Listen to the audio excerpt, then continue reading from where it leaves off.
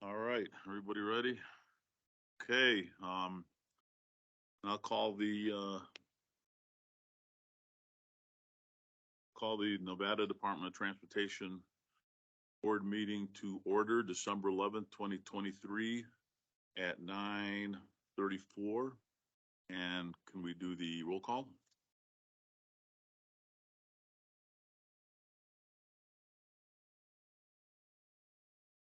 Can you hear us in Las Vegas?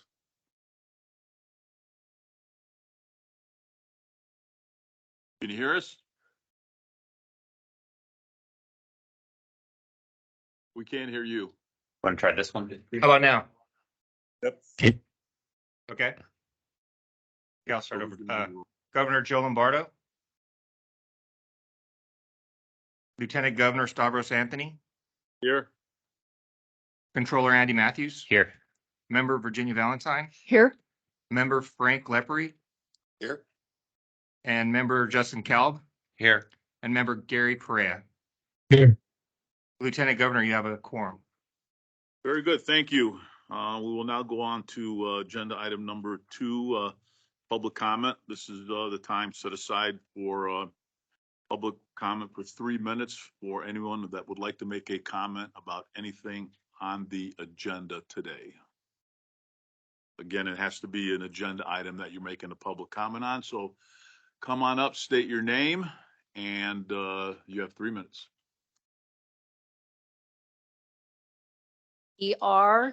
As a result from the November 13th staff letters, Deputy Director Tedford indicated other options include adding turn lanes while keeping 4-lane new signals at high traffic cross streets. This is about US Highway 50. Which agenda item are you speaking about? If it's not on the agenda, then you have to wait till the end for public comment. Okay, I asked, I guess I'm confused. Okay, agenda item 18, increase of director signature authority. Speaking on that item? Yes. Okay, very good. Okay. Is there a list of the tasks and responsibilities that the public could better understand what the authority covers? Discretionary approval, in my opinion, are a double-edged sword. Much like consent items, which are supposed to be non-controversial, it's subjective what the public gets to weigh in.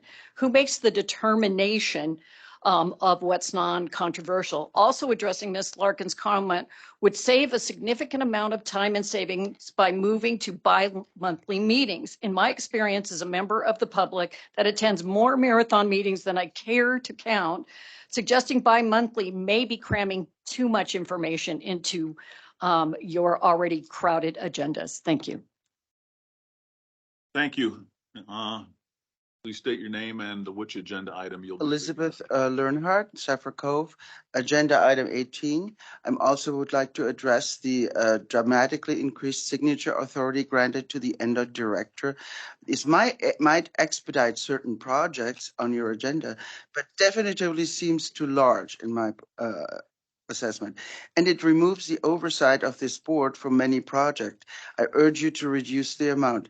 Requesting the reduction in frequency of the board meetings to bi-monthly does affect transparency and would lead to much larger agenda size, as my previous speaker said. Public involvement will certainly suffer under such a schedule. Please consider this proposal. And I would also like to see NDOT present more frequently to the Douglas County Regional Transport Advisory Board, because transparency is what we need here. Thank you. Thank you. Any other public comment on an agenda item? Anybody in the South? Nobody in the South, Lieutenant Governor. Anybody anywhere else? Emails, nothing? Okay. All right, I will close public comment on agenda item 2. We'll now receive the director's report under agenda item number 3, informational item only.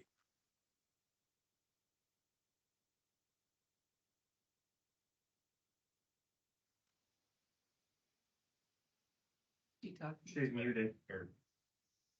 He's the owner of Lepre Construction, located in Sparks, an active community supporter. He's building preschools to benefit communities, supporting the Boys and Girls Clubs of the Truckee Meadows. He's also served on the board of Associated Building and Builders and Contractors and the Associated General Contractors. Member LaPree is representing the District 2 region, so welcome. And thank you for serving. Yeah. Next one. So this was huge. Last week was a historical moment in NDOT history where we were awarded a $3 billion grant by the Federal Rail Administration. It actually merited the first time in NDOT history that a grant award was announced by the president. Next slide, please. And also by 2 senators and 3 congressional delegates. So a very big day for NDOT. Now's where the real work is starting to begin. So just as a reminder, Brightline West will be going from Las Vegas and travel down pretty much the I-15 corridor, going down to Rancho Cucamonga. Again, I just like saying that name. And there where it will hook into Metrolink, so you'll be able to get to the Union Station in Los Angeles. So this is a big step forward in actually bringing rail line into the interior of the country. So next steps. For Brightline West, they will secure the remaining funding for the $12 billion project. They'll complete a number of administrative actions to obtain the right-of-way occupancy permit, proof of financing, and then also initiate the design work and fill up their staff. NDOT will enter into a grant agreement with the Federal Rail Administration. We'll enter a subrecipient agreement with the Brightline West, and then issue the right-of-way occupancy permit and advertise a construction augmentation RFP and amend the existing consultant agreement for project management. We do have the project manager here. Does anyone have any questions on Brightline? So who actually is in charge of the construction? Is it NDOT or is it Brightline? NDOT is oversight. So basically yes, we oversee the construction and we have brought in augmentation for rail expertise to oversee. We are also be putting in February, we go before IFC for a non-executive budget to actually do a separate budget just for Brightline, separate from Who it. does the oversight? Is it one person? We have a team. Okay, so But NDOT provides the oversight. there's a group of people at NDOT and somebody's in charge of them? Yes, Who's that? Ryan Wheeler. Ryan, can you stand up in the south? Okay, so he's leading the team that will do the oversight of Brightline. Yes. Okay, Well, all right.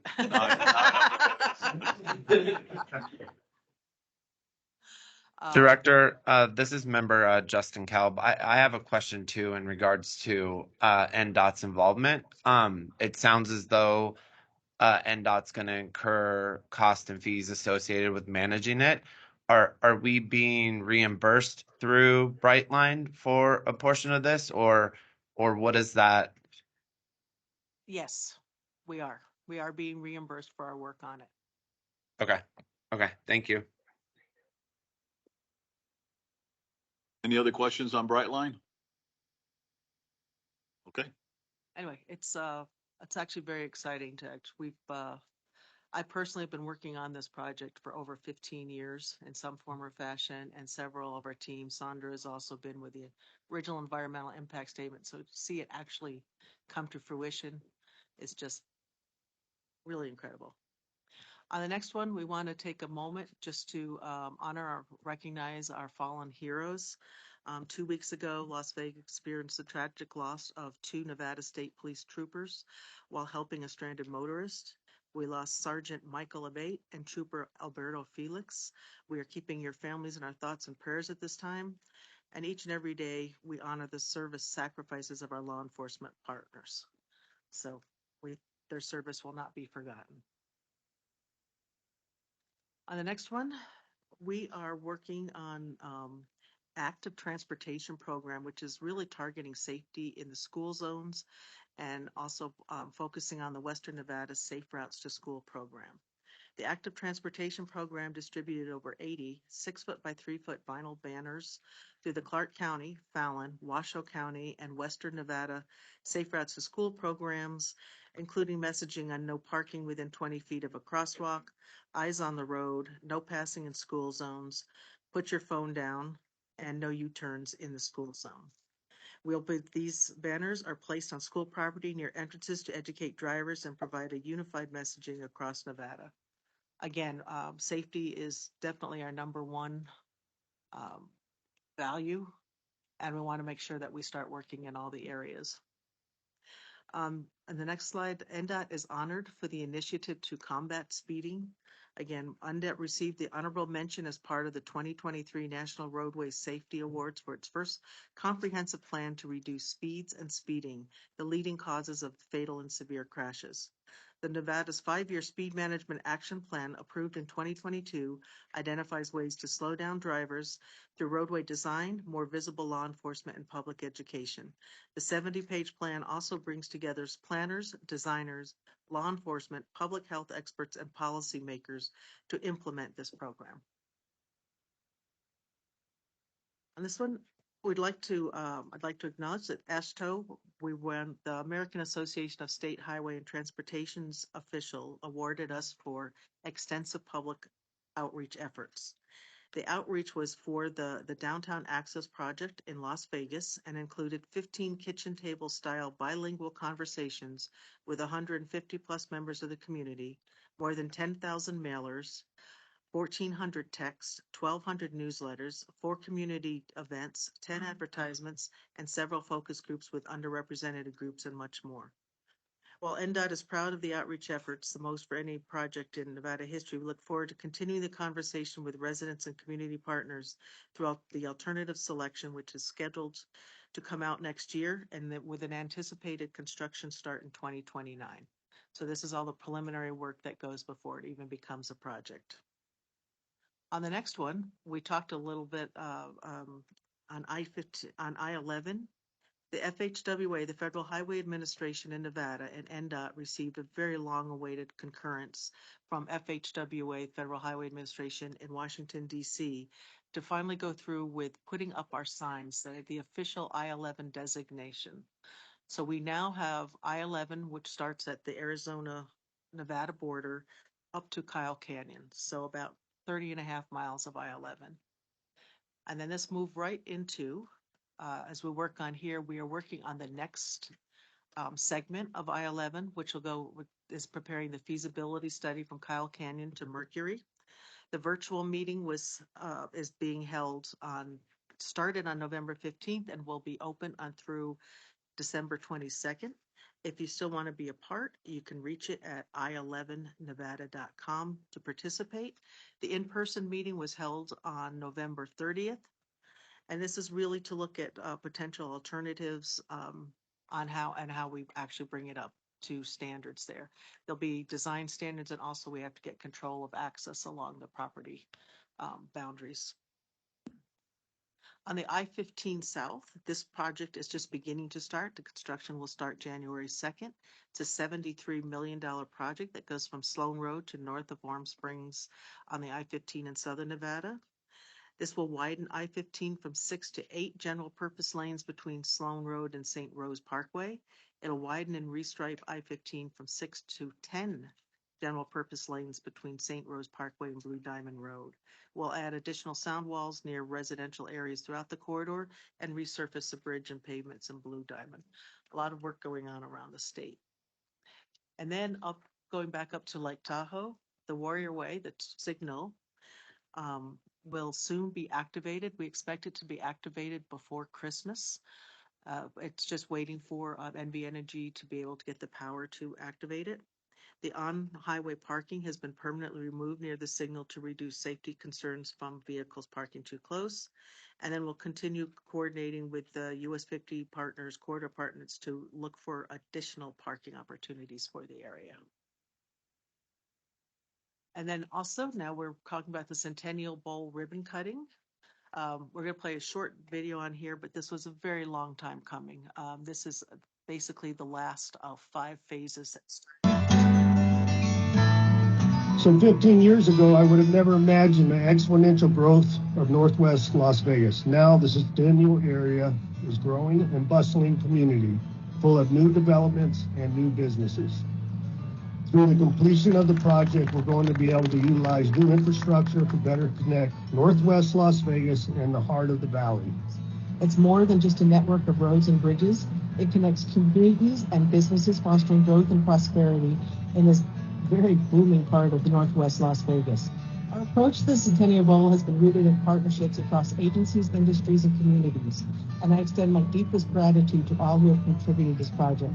From our dedicated NDOT team, and there's a number of them, again, FHWA, who provided some of the funding and oversight, Clark County, City of Las Vegas, RTC, Las Vegas Paving, and many more. This is one of the largest and more ambitious projects in the history of NDOT. And over the years, this project has supported nearly 1,000 direct and indirect jobs. That's a lot of jobs. And we really thank Lieutenant Governor. We appreciate that you were able to show support for that ribbon cutting, and also Member Justin Cobb.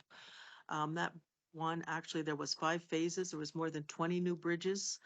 There was a widening and realignment of roads, 2 new local interchanges, improved surface network, street networks, a full interchange at US 95 and Clark County 215, nearly 4 miles of multi-use trails. You saw the bicycles on it. 3 new trail-specific bridges, enhanced Kyle Canyon access, and as you mentioned before, over 1,000 direct and indirect jobs. So now we come to some slides that I'm really not happy to present, but on the next slide. Whoops. All right, we just got rid of it. All right. So now we are very happy for the retirees. NDOT wants to recognize Darren Tedford, who will be retiring at the end of the month. He would like to thank him for 30 years of service and leadership in NDOT. And as the Deputy Director, he oversees 5 of administration. He oversees 5 NDOT groups focused on planning performance, including planning, human resources, administration, communications, internal audit, and external civil rights. He began his career as a summer intern in the materials division, and after graduating college, he worked for 1 year in the private sector before returning to NDOT. He has previously worked in roadway design, signs and striping, and the materials division, where he dedicated his time for 2 decades and ultimately led the division. Darren also served as the assistant director over operations and most recently served as a deputy director for project delivery for 2 years. He received his bachelor's degree from the University of Nevada, Reno, and is a registered professional engineer in there. So thank you, Darren.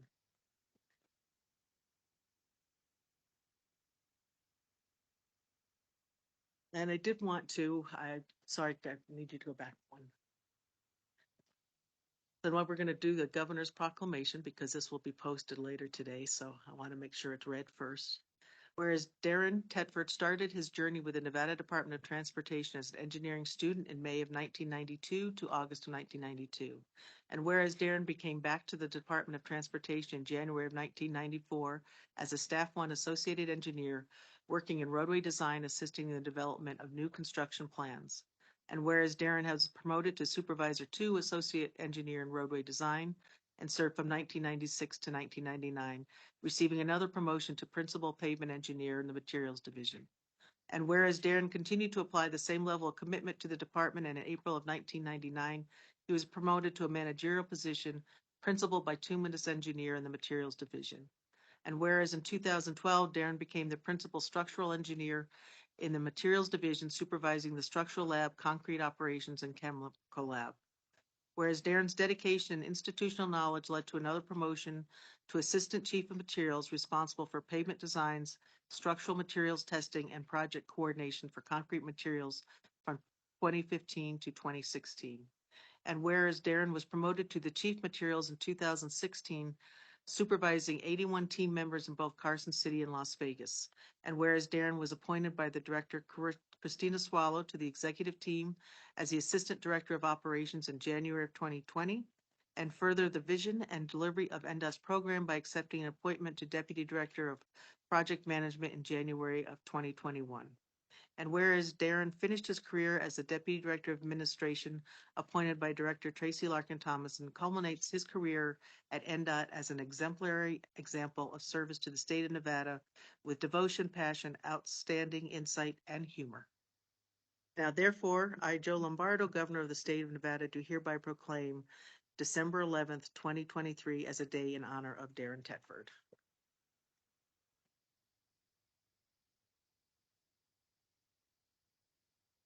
You want to do a picture now or after, or? We're going to wait a minute, Okay. just a second, then we'll do the picture. So the next one, so now I get to do this again. Okay. You know, they shared a room at college, so I feel that there's a double deal going on here. You have to share a day too. So We need college stories, I guess. we would also like to recognize Jeff LaRude, for he has 29 years of service at NDOT, starting his career as a department in 1995, where he worked in roadway design and traffic operations division. He then joined project management, where he managed Northern and Southern project for 10 years, most recently the Tropicana Design Bill.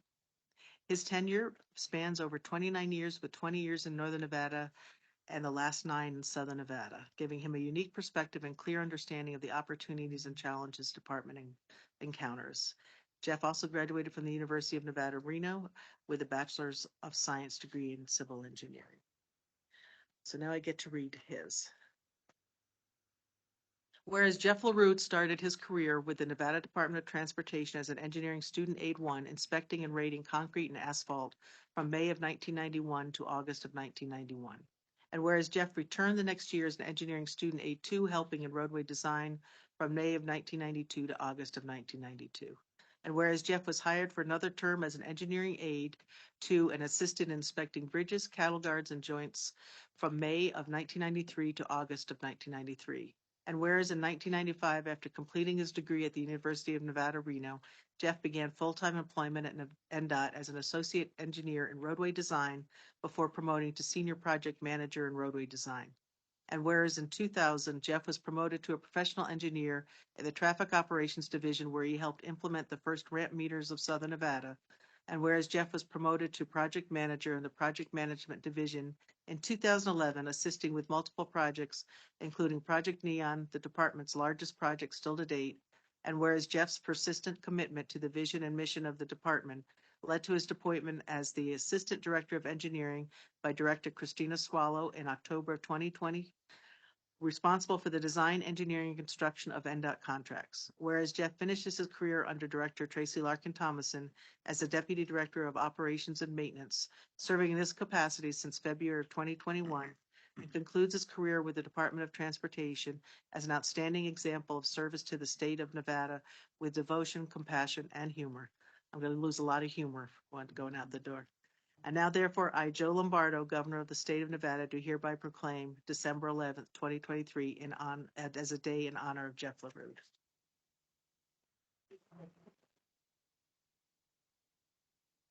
So now, Lieutenant Governor, if you wouldn't mind doing a photo with Darren. And in the South, we each have a little something to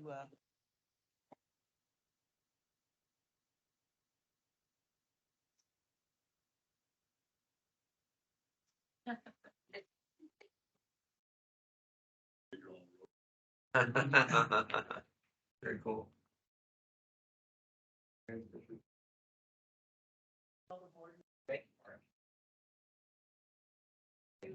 Stand up here and have this picture taken with it. Sure. They'll take a picture. No thinking. I go over by the flags. Okay. 1, 2, 3. Thank you. Thank you. Okay. All right.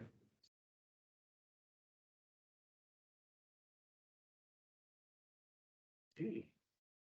Hey, cheese. Thank you. All right, Marty. Thank you very much. Thank you. God, it should sound like it was the same thing. Like Sunday to the 11th for both. and maybe one more round of applause for 59 years of service. Hey.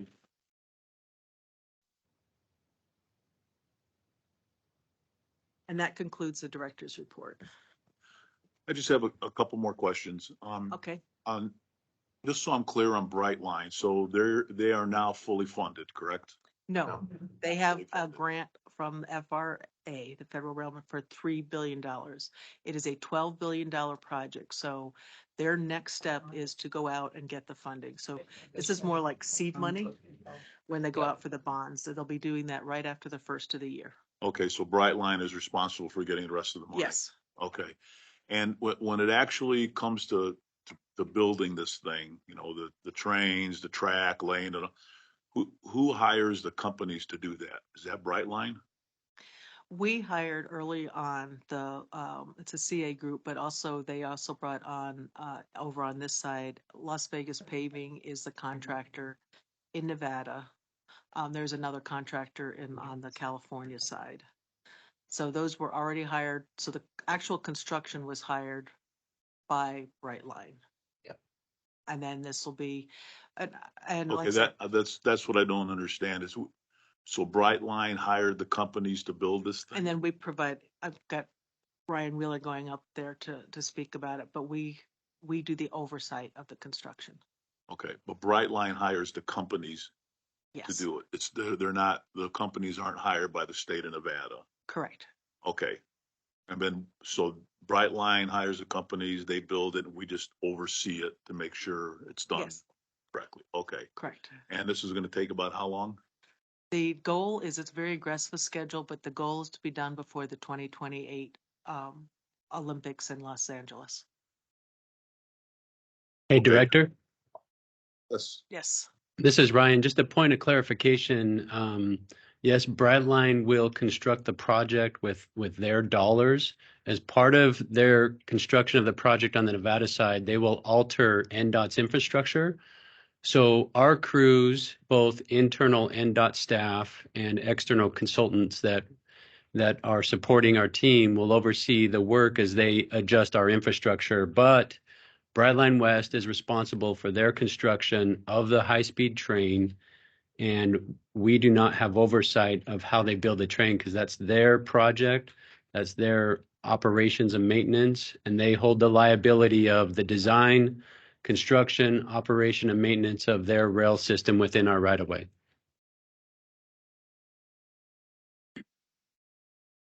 Okay. I'm still a little confused. So it's, so basically they're getting a permit within our right of way to construct the rail. right, but this is a On- Brightline project. It's not an NDOT. Right, we have a project. lot of civil improvements to go along with it. As I said, they're altering the I-15 corridor. So there'll be some emergency overpasses.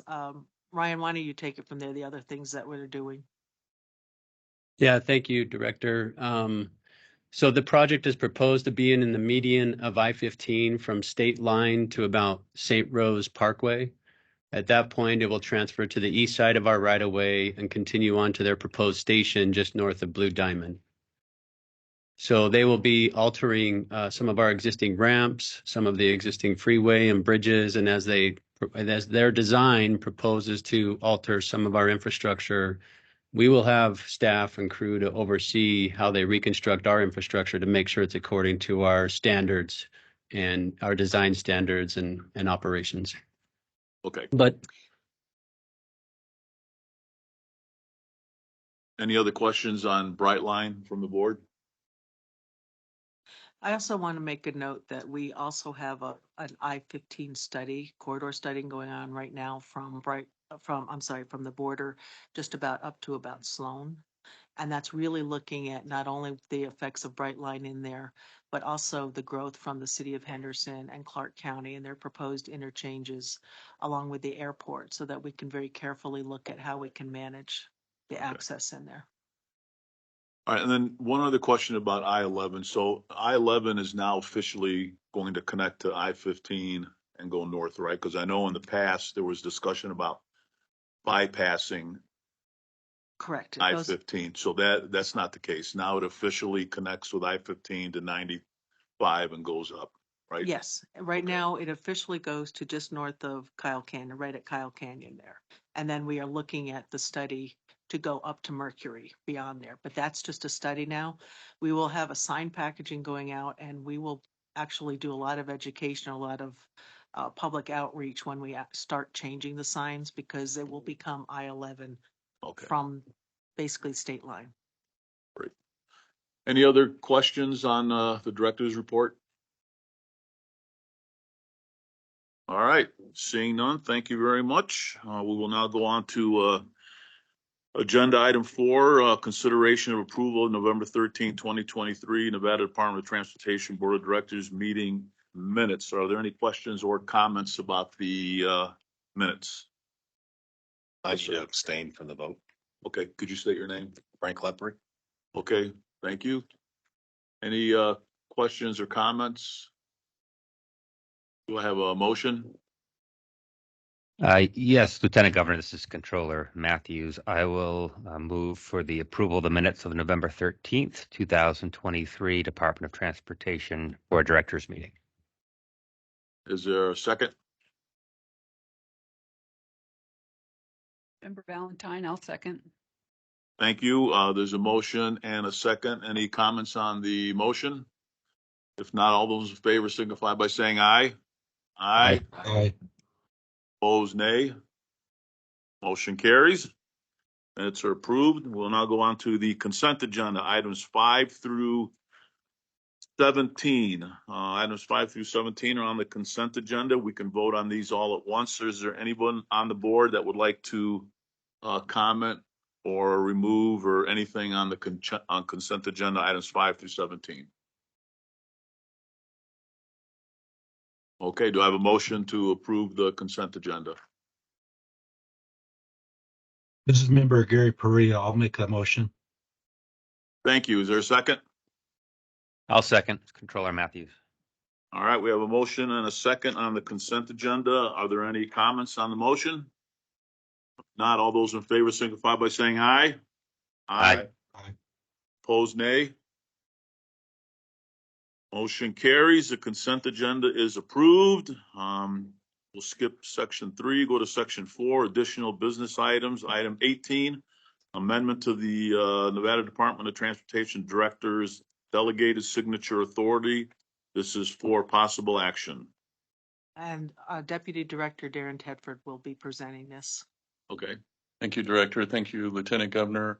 In accordance with the memo prepared for agenda item 18, the department requests a modification to the signature authority that was modified last month in support of the member Perea's addition to the signature authority, which required board approval of any contract that the low bid came in more than 20% in excess of the engineer's estimate. The department would like to propose an amendment to that.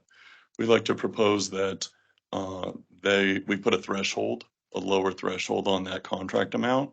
The result of purely looking at contracts that are in excess of 20% of the engineer's estimate would actually result in as many contracts coming to the board as they did before. These new contracts would actually be ones that the director would have previously approved because they're mainly under $10 million in cost. And so with our current challenges that we hope decline soon, but with our current challenges in estimating in terms of our current inflation, that is a bigger challenge on smaller contracts. And so for these smaller contracts under 10 million, the board would have to approve them, and most of them previously would have been approved by the director.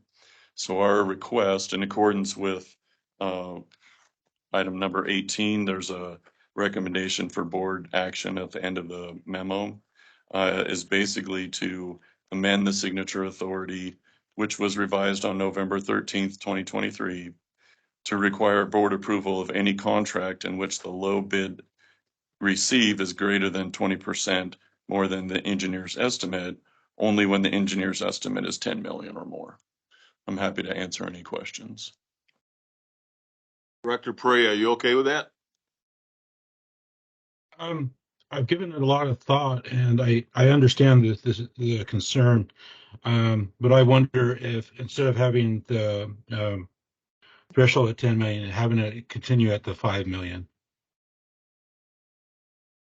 Mr. Lieutenant Governor, Member Perea, the department doesn't have any problem with that. It would actually, if last year was the same as this coming year, it would amount to 2 additional contracts, but not an excessive number. So we'd be receptive to 5 million as a threshold. Okay, so just say that one more time, what would happen, just so everybody's clear. If we didn't pass this agenda item, there would be approximately 17 contracts under 10 million or 15 contracts under 5 million that would have to come to the board for approval. So if Member Perea takes the recommended board action and reads 5 million instead of 10, then basically that would save 15 contracts under 5 million from coming to the board. Anything else you want to add? Not unless there's more questions. Thank you. Are there questions or comments from the board? Let's go to the south first. Any questions or comments? So this is member Justin Kalb. At the beginning of the meeting, we heard public comment on how we're picking projects. Can we go over how exactly we are picking projects that are, I guess there was an exception in there, my understanding is, for special, not special use, but some sort of like designated as a special project, or that there could be some sort of disagreement on it. How are we picking projects that we are bringing to the board that are outside of these limits that we just spoke about? Yes, thank you. I'm happy to answer that. Darren Tedford for the record again. The limitation that we put on the signature authority that the board approved last month included $10 million for agreements, $40 million for contracts to be approved by the director. The caveat we put on that was any projects of special regional or political consideration would be brought to the board regardless of cost. Now, public comment and Member Kalb's question relates to this special projects. How is that determined?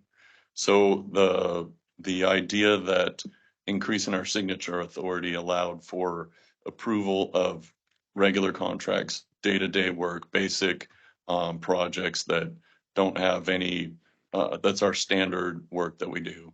Those are the contracts that we'll use and the director will approve under the new signature authority. Anything else that, regardless of price, regardless of the 10 million or the 40 million, that would potentially be something the board either we feel the board needs to know about or needs to be agendized for public comment. It's not easy to say this type of project, but for example, even though we've been hearing about Highway 50 for a few months, that's actually the result of a study that's going on. It's not a project, but any project that would come along that corridor, including the preservation project that we're working on right now, we would bring that to the board, for example, because we've heard so much public comment. Other things like the downtown access project, it's a huge contract, but even right-of-way purchases for that in the future, we would bring. So anything that that's not our basic work, we're going to bring to the board. Now the feedback loop is there, and what I mean by that is any member of the board, anytime, could come to us or come in the board or in our briefings and say, I think you missed one. I think we should have seen this contract. I think we should have seen that contract. And it might have been approved already, but we can take that feedback and modify what we consider special consideration for regional or political concerns. Additionally, any project, just like in this case, in every board packet, it was just approved as part of the consent agenda. Item number 17 was the informational. So that section is going to grow. It's going to have all the information in it that anybody needs to see what the director approved every month. So no projects slip off the radar or become less transparent. They just transfer to the informational report. So all that information's there. All that information can be seen by the board and all members of the public for what the director is approving under the new signature authority. Thank you. I was gonna say, at the last board meeting, we did put in the last packet the contracts that we would have signed this past year. And the majority of them are overlays and mill and fills. They're major maintenance projects. They're replacing a structure. It's grinding a couple of inches off the top of the pavement and replacing it. Some ITS work. Also, we presented the list of agreements, and the majority of them were augmentation for construction crews to actually complete the work that was going out. One last question. Again, this is member Kelb. If I remember correctly, Gary had brought up a question in regards to the bi-monthly meeting, and holding on doing that, or where did we land on that? It is not on the agenda. It is not moving forward at this time. Okay, so we're continuing on the monthly meetings. Correct. Okay, But thank you. That could be an agenda item in the future. In the future. Okay, all right, good. Member Valentine, to that point about the bi-monthly meetings, I think there were a couple items on the director's report where just one from the number of questions and where I think we could probably use more information. I mean, it's great to have a director's report, but something where the projects were explained. I mean, there are a number of questions about Brightline, which, but even I-11, and I was on the I-11 coalition for a while. There's some interesting impacts. I think I know you're starting the project up at Kyle Canyon Road. It looks like now, but obviously that funnels into a whole area that goes through the valley. And so just looking at that map, it raises a lot of questions in my mind. So I'm not sure that the director's report is the appropriate opportunity to take a deep dive into some of those kind of questions and how things are going to work, or the mechanics of the grant with Brightline. But I would just say I know it's not on the agenda today. I would not favor the bi-monthly meetings either. I'm personally not concerned about how much time these meetings take, because that's kind of what we all signed up for when we said yes, I'll be on the board. So I'll just add that. Anyway, that's it.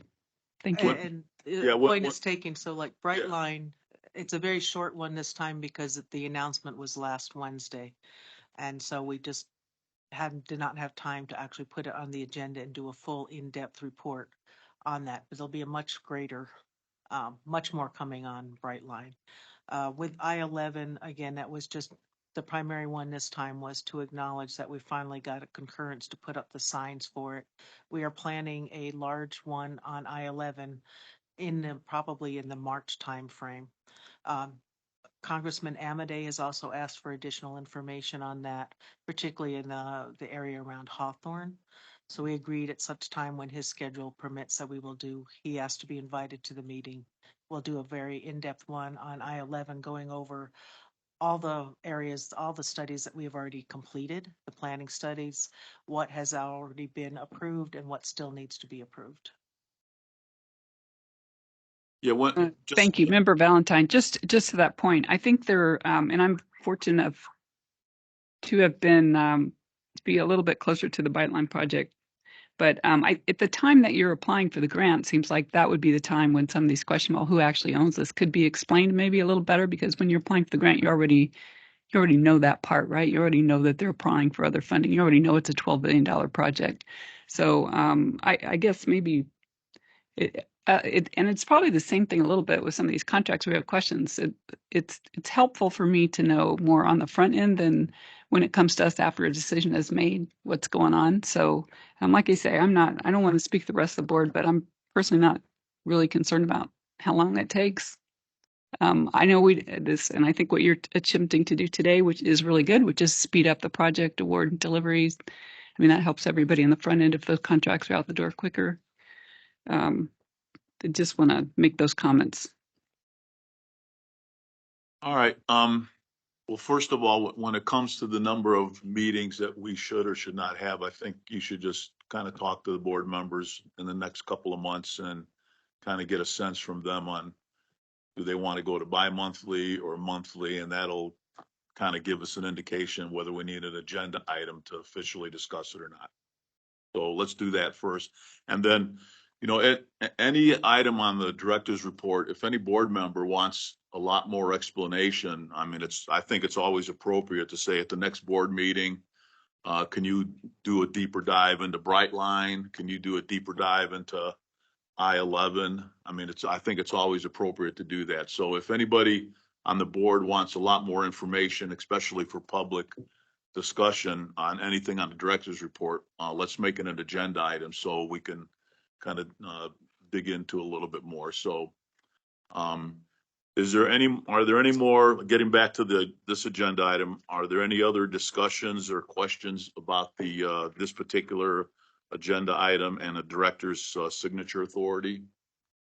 Anybody else have any questions or comments? All right, so we have a proposal with an amendment. So is there a board member that would like to take a stab at making a motion on the signature authority as well as the amendment and making sure we get this correct? Anybody want to do that? This is Member Gary Perea. I'll try. All right, thank you. Okay, I will make a motion that we amend the signature authority that we revised on November 13th, 2023 to require board approval of any contracts in which the low bid received is greater than 20% more than the engineer's estimate, when the engineer's estimate is 5 million or more. That covers it? Yes, sir. Okay. All right, you've heard the motion. Is there a second? I'll second it, Controller All Matthews. right, we have a motion and a second. Is there any discussion on the motion? Seeing none, all those in favor signify by saying aye. Aye. Aye. Opposed, nay. Motion carries. Thank you very much. That takes care of agenda item 18. Agenda item 19, consideration of a resolution requesting the State Board of Finance to issue highway revenue bonds, and this is for possible action. Thank you. Oh, go ahead. So Assistant Director Felicia Denny will be presenting this. Thank you, Director and Lieutenant Governor. I first want to thank the Treasurer's Office and some of our team of experts that they have with them to help us with our bond issuances. And behind me, I have Peter Schellenberger from PFM Financial Advisors and Kendra Follett with Sherman and Howard to support us. And also in Las Vegas, I believe we have Kathy Ong Sisolak from Hobbs Ong and Associates, and all of them, in addition to the Treasurer's Office and their staff members, are a great help to us in our bond program. They do the heavy lifting, and we're very appreciative of them. So I just wanted to recognize them. So what we'll be doing is we'll be asking the board to sign a resolution to request approval from the Board of Finance to sell 2 bonds in February of 2024. The first is a 100 million motor vehicle fuel tax bond, and it's called that because it is paid with gas and special fuel taxes. The second is a $50 million fuel revenue indexing bond. For use in Clark County, that's also using gas and special fuel taxes, and in addition, fuel revenue indexing in Clark County. This bond sale really is helpful to us because it supports project delivery by allowing us to put out larger projects, eliminating the need to break them down into smaller projects, multiple smaller projects. We can get the projects out faster, and it also provides savings associated with economies of scale when you're able to put out that larger project. It allows our road users to derive the benefits such as safety improvements, congestion mitigation, and improved connectivity to be realized earlier. It lessens the impact of construction inflation that Mr. Tedford was mentioning just a minute ago. And it also provides us with smooth cash flow due to steady, predictable payments over the bond term. The next slide is a summary of our outstanding debt that we currently have on the books. We currently have around 679 million in total bonds outstanding. That's composed of senior bonds, and senior bonds have a priority of repayment over subordinate bonds, and those senior bonds are 630.3 million, and subordinate bonds of 48.4 million, shown in that chart. We also have on the upper right corner we have a little chart showing our current bond ratings. Those are our credit ratings, and thankfully they're very good high credit ratings across all the three rating agencies. And having those high ratings allows us to sell the bonds and attract investors so that we get lower interest rates, which results in savings to taxpayers. This next slide kind of shows our profile of our debt service, which is our principal and interest payments over the life of the bonds that we currently have outstanding. Our current payments are around 73 million at this time, and they declined to around 64 million starting in 2031. And you can see them tapering off as we pay off bonds. These bonds that we're requesting to issue will mature in 2044. They're 20-year terms. This next chart is a projection of the $100 million bond and how it fits into our overall scheme. As I mentioned, it's a 20-year maturity. We're anticipating interest costs to be around 4.25% and an anticipated annual payment of 7.4 million. And you can see in the bottom corner, it shows with these new bonds added what that debt profile looks like. And the next slide is the same information for our $50 million, whoops, got a little crazy on the $50 million bond. And that one has an anticipated interest rate of 4.33% and a payment of around 3.7 million per year is anticipated for that bond. Last but not least, this is our proposed schedule to issue these bonds. First item, of course, is us being here today requesting your approval of the bond resolution. On January 24th, we plan to present to our rating agencies so that they can update our credit ratings. On February 8th, we'll be at the Board of Finance to request approval. On February 12th, we'll receive our updated ratings from those rating agencies. And we're anticipating a competitive bond sale on February 21st and receipt of the bond proceeds on March 13th.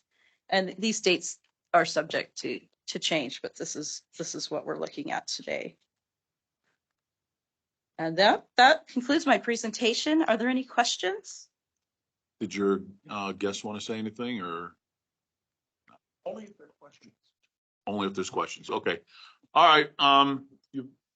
So state one more time, what is it that you would like the board to approve?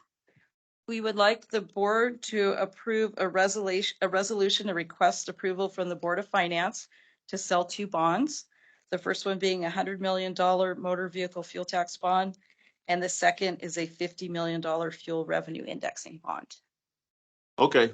Are there any questions from the South on this agenda item? Member Valentine.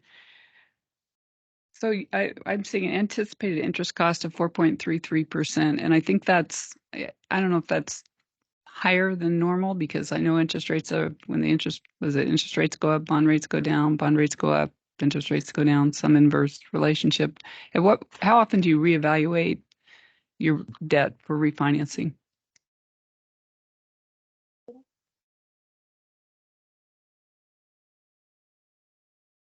Is this the appropriate place to be? Sure. Yeah, Okay. that's fine. Good morning. Yeah, good question. Once again, I'm Peter Schellenberger from PFM Financial Advisors. You're right. It's been a volatile market for interest rates. And right now we're showing numbers at 4.33%. We've got a 0.5%, 50 basis points of cushion included in that number. So there's a little conservatism built into that. If you were to issue today, rather than 4.3, we would be issuing more for a bond with a 20-year final maturity, about 3.75%. To give you a sense, though, interest rates, through some increased pressure from the Federal Reserve to try to bring down inflation, that's really been the driving force of increased rates, have increased consistently across the last 18 months. The 10-year Treasury, U.S. Treasury, hit a peak of just over 5% about 8 weeks ago. today, just to give you a sense of how quickly they're coming back down, it's down about 4.3%. So we've seen 70 basis points of decrease just in the last 8 weeks, with the sense that the Federal Reserve policy may be working, increased rates may be slowing inflation. We're seeing some pressure come off of the employment market. And so there's a sense that we've hit a peak in interest rates, and we're starting to see that come down just in the last 6 or 8 weeks. And so again, if you were at issue today, probably about 3.75%. Even at that, peak 8 weeks ago, we're still around 20-year averages. We're very much used to seeing very low rates post-pandemic. And then they did increase significantly. But even with that significant increase, we were still around that 20-year average. So we're reverting back to below that 20-year average as rates come back down. Thank you. Any other questions from the South? Any questions up here? All right. Anybody want to make the motion that Felicia just made? Member Puri, I do have a question. Sure. I just want to, if they could touch on the revenue source, the vehicle fuel tax. I have a concern. I mean, we've had been hearing projections with electric cars that the fuel tax may not be as much now or in the future as it is now, and how that is factored in. Sure. I think we were going to put back the slideshow, but that's okay if we don't have it. One of the things to keep in mind is that the revenue that we're pledging towards these, as you mentioned, is fuel revenue. And if you'll see on that far right column, we go to the slide before that one. Thanks.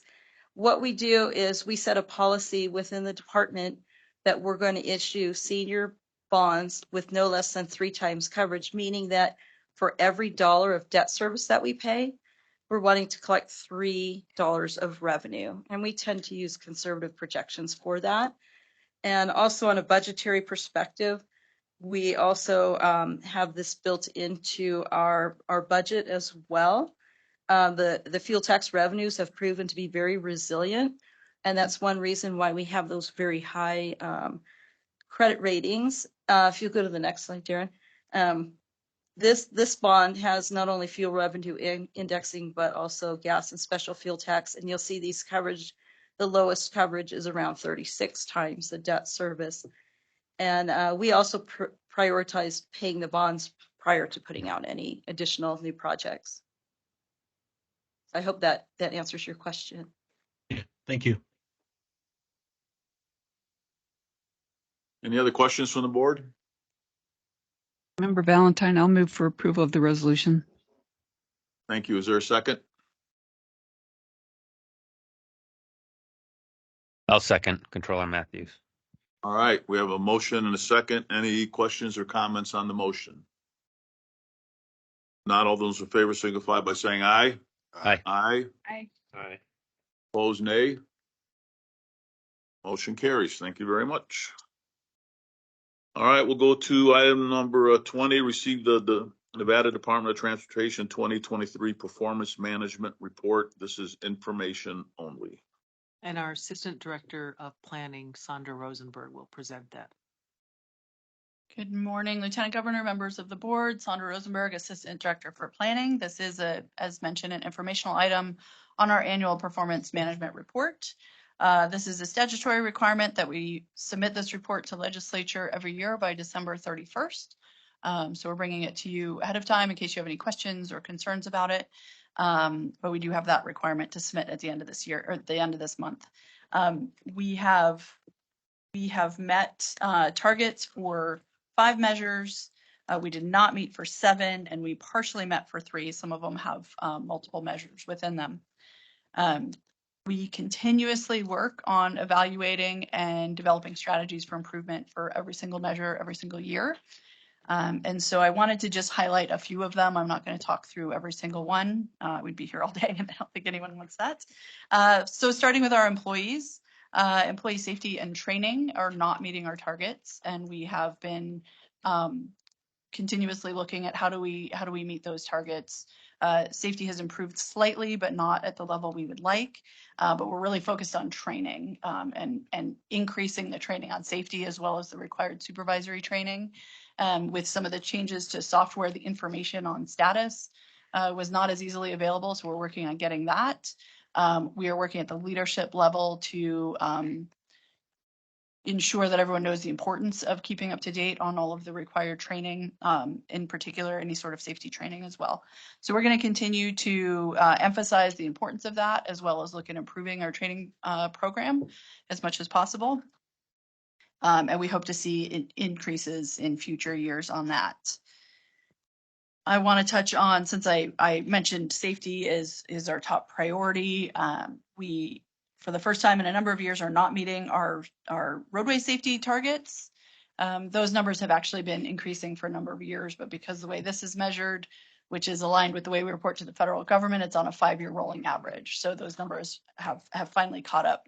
But we've known for a number of years that the number of fatal and serious injuries on the network is unacceptable. We've been doing a number of activities, as Director Larkin Thomason mentioned today. We just won an honorable mention award for our speed management action plan. We're now working on how to integrate that into all of our projects, as well as working with our local partners to work on speed management on the local roads as well. I think we mentioned last month, we just created our vulnerable road user action plan. We're also working on a safety action plan in conjunction with our strategic highway safety plan. We are a intersection and pedestrian focus state. That's a designation by the federal government, and we are going to utilize any resources available with that designation, again, to develop and incorporate strategies to improve safety for all of the users on the network. I wanted to mention, I know we're not meeting targets for estimates. As you know, it's been kind of a crazy time, and we have been chasing those estimates up for a couple of years. It's been unprecedented increase in inflation and cost escalation. The team continues to work on every single bid, what are the differences, and adjust accordingly. Additionally, a number of the contracts approved today, you'll see that things are starting to align up a little bit better with our estimates. So we're looking forward to a more predictable levels to estimate too.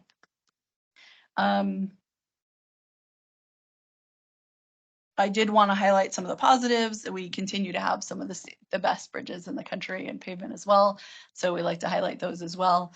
And we are, again, continuing to invest to ensure that we continue to meet those for years to come. I wanted to note that as we create this report, we meet with all of the performance champions. I'm not the expert in all of these things. We work as a department across the different divisions, and we discuss any potential concerns with meeting those targets. Are they the right targets? Are they the right measures? We're going to continue those meetings early into next year, and if we propose any changes to the measures or the targets, those will come back to this board for approval. And with that, I am happy to take any questions. Any questions or comments in the South? Any questions or comments up here or Gary? I guess the only comment I would make is the serious injuries and crashes, those are increasing. Yes, sir. Yeah. That's probably not because the roads are engineered unsafely. It's because people are just driving like maniacs today. I mean, that's pretty much it, right? I think there's a combination of factors. We certainly have seen, that's one of the reasons we worked on the speed management action plan. Speeding along with DUI are some of the leading causes of serious and fatal injuries. And while we think our engineering is very good on the roadway system, we can't, with numbers like this, we can't simply sit back. So we are working with partners in education, in law enforcement, and across various different areas of expertise to improve all of those elements, in addition to looking at how we engineer our system and seeing if we can make changes that encourage, for example, slower speeds. Yeah, I mean, I know you're working on engineering, but it's enforcement. Right. We don't have enough police officers out there. It's true. to write tickets, which means people know they can drive faster than normal and they can drive like idiots. So we just need to hire more cops to do that. So, all right. I think there's a number of factors. I do want to mention that we also have the Nevada Advisory Committee on Traffic Safety. As part of that, that's a a group of multiple different agencies and different expertise looking at traffic safety from all of those different lenses.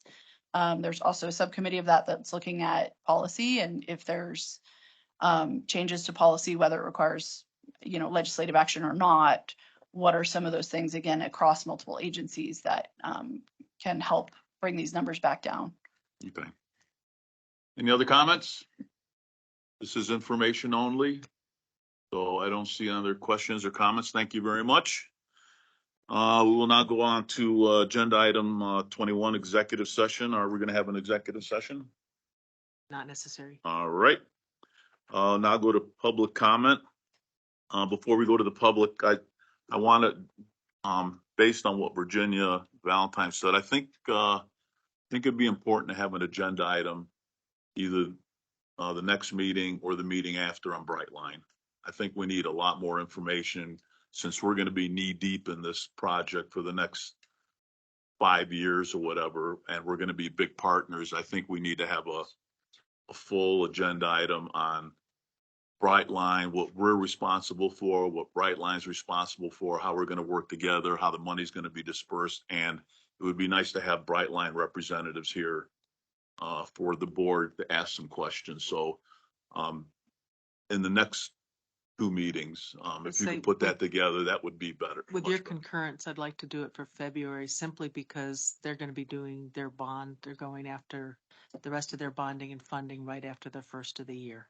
Yeah. So I'd like to just. February's fine. If you need to push it back to March, that's fine too. But within the next 3 months would be great. Okay. All right. This is now time for public comment. This is time for the public to say whatever they want to say about the Nevada Department of Transportation and transportation. And you have 3 minutes. If you could state your name and make your comments, please. Thank you. Thank you. Merry Christmas, everybody, and to Lieutenant Governor and the rest of the distinguished board. For the record, my name is Janet Murphy, and I represent myself as well as Tahoe Douglas Utility District. As you know, this is in regards to the road diet. I wasn't here at the last meeting, but I wanted to say thank you, Governor, Lieutenant Governor, those who I personally got to speak with, the Governor, Lieutenant Governor, Miss Valentine, Steve, and thank you for having those moments with me and going over the alternative. And I would like to say congratulations to Mr. Tedford. He's one who had given me these ideas and for the alternative. And I've talked to Mr. Tedford, and he has informed me, for the record, that what the intent is now is to narrow the lanes to a little over 11 feet and to push them out and to give more of a center division by putting 2 wide yellow strips, 6 inches each in the center between the oncoming traffic, with about 4 or 5 inches in between with rumble strips. So I am grateful for that. And it's headed sort of towards the alternative, although we wanted an entire center lane. But Mr. Tedford said what he's proposing now, what they intend to do is do it by 2025 in the summer. And then a year after that, they're going to look at the risky areas and put in turning lanes down the center where necessary. So thank you. I want to thank you all. I wanted to let you know also that another thing I wanted to make a statement on is I heard earlier today, and for the record, I wanted to make sure that anything that's to do with the Highway 50 East is going to go in front of the board first. So thank you. I appreciate that regardless of the cost. Thank you. But I wanted to share with you, as far as the outpour with your outreach with the people are elated up there. This is a picture of my office with cards that I have. I've given one already to Lieutenant Governor. And so I want to share this with the rest of the board members. And if you could send this down to them, I would be much appreciated, so they can see the outpour of all of the cars. Everybody's really happy that you're keeping the 4 lanes. And I'm glad that Governor Lombardo did speak with Coverly. Thank you for doing that for me. I appreciate that. And given the background with the lieutenant and the governor, I know they have the safety #1 first, and I appreciate your expertise and your support. Thank you. Thank you. Merry Christmas, everybody. Thanks. Next, please. Elizabeth Learnhardt for the record. After the early Christmas present by Governor Lombardo last month, we were surprised to see a very similar bike path proposals surface on the last week's Douglas County Board of Commissioners agenda. It was the same consultant, Wood Rogers, that are presenting it. But because of our protests, it got pulled from the agenda. There's no objections from our side about bike paths, as long as it does not require a lane reduction to Highway 50. I want to also thank Lieutenant Governor for his statement and for the help we got, and Controller Andrews.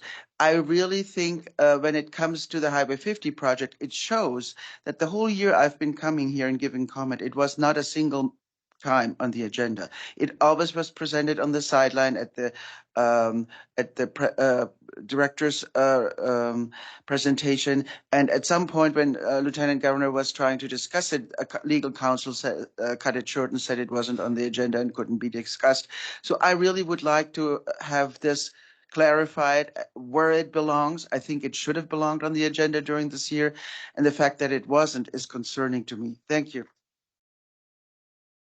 Thank you. Good morning, Ellie Waller again for the record. I'd like to thank Director Valentine for still wanting to have monthly meetings. I think it's essential. I'd like to thank Director Kalb for asking for further clarification on what goes on the agendas. It's really important what's in there. The public does try to participate. During the presentation about active transportation, I did not hear Douglas County, where I live, included. It may be in that active plan, but didn't hear anything about Douglas County. From the draft minutes of November 13, I would also like to thank Deputy Director Tedford for his service and working with the public.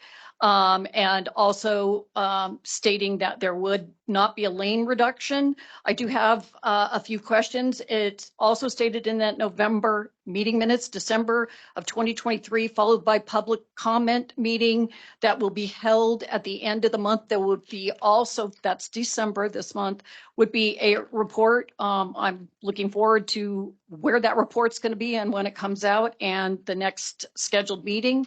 Also, the restriping plan, it's not clear if there will be bike lanes even without a lane reduction. That needs to be brought forward.